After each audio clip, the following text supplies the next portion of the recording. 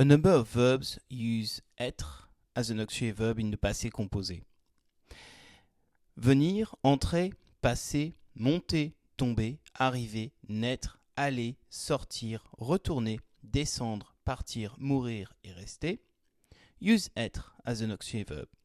Now, verbs that are formed with these verbs, for example, with venir, you can form devenir or revenir. With naître, you could do renaître. They will use être as well as an auxiliary verb.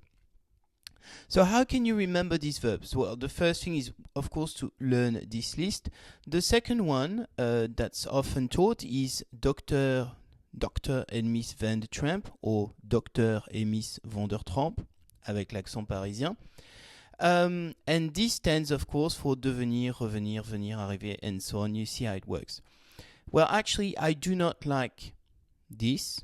That doesn't work for me. It doesn't mean that it's not good for you. But what I prefer is what with my student we've called the Game of Thrones verb, and that's how it is. So it's much more visual for me. It tells a story, and I like it. So that's how I learn it. Now, this is something that you can really easily find on the internet. Just Google verbs taking être as an auxiliary verb and do pictures, and you will find it. So it would be easy for you to print and keep somewhere. For me, it works better. But whatever works for you anyway is what you should use. Now, there's some more verbs that use être as an auxiliary verb. And the first kind of verbs is the reflexive verbs. Se lever, se coucher, s'habiller. All the reflexive verbs use être as an auxiliary verb in the passé composé. The reciprocal verbs as well. So the reciprocal verbs, these are the verbs that imply two people. S'entendre, to get along. You get along with someone. S'aimer, you love someone and that someone loves you back as well. There's a relationship between two people or between two things. So this is why they're called reciprocal.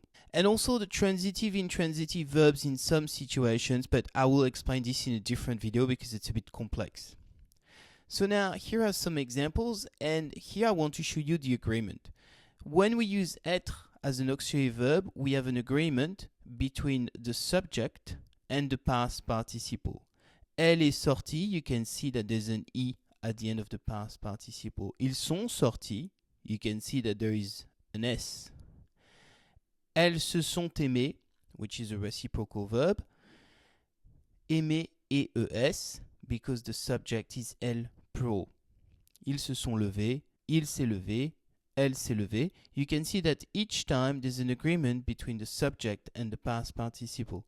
So the agreement in the passé composé is important, and I'm going to explain this in a specific video on the agreement with avoir or être, because you will see that, as always in French, it's not that simple.